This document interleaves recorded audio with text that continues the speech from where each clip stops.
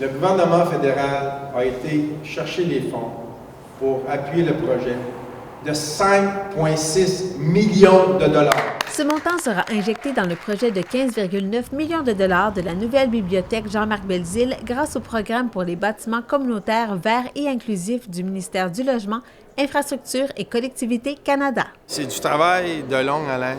Vous savez, c'est un travail qu'on fait depuis des années. Quand il m'a présenté le projet, il faut trouver une façon de le financer à travers un programme, mais des projets comme celui-ci qui ne cadrent pas nécessairement dans un programme spécifique.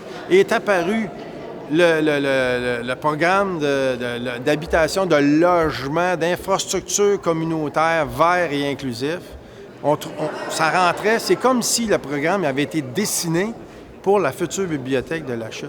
Fait que ça m'a donné l'opportunité de travailler avec les personnes concernées, faire avancer le dossier pour annoncer la bonne nouvelle de 5,6 millions aujourd'hui. On peut être fier de voir à quel point ce projet rallie la communauté. Et on peut être fier que La Chute, une ville comme La Chute, s'est permis de rêver afin de délivrer notre plus grand projet d'infrastructure.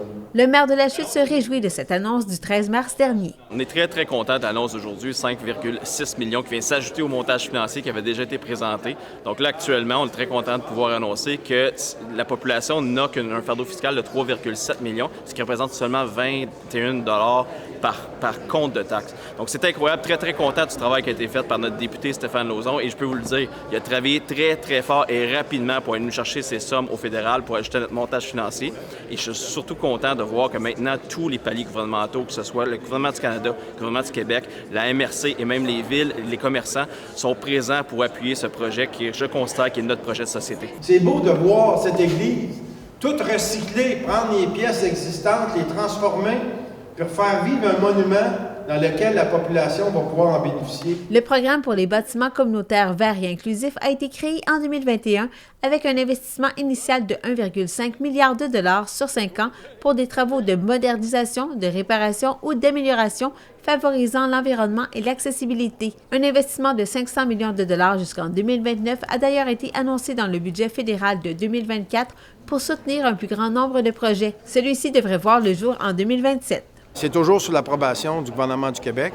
On est lié avec M30, mais je suis convaincu que le gouvernement du Québec, rapidement, va donner son aval à ce projet-là, de l'argent qu'on a investi du gouvernement fédéral. Hiver 2027, on prévoit l'ouverture et là, présentement, l'appel d'offres va bon train. Donc, on devrait octroyer le contrat d'ici quelques semaines et par la suite débuter les travaux. Le lieu le plus fréquenté dans les 5 plus grandes villes canadiennes, ce sont les bibliothèques.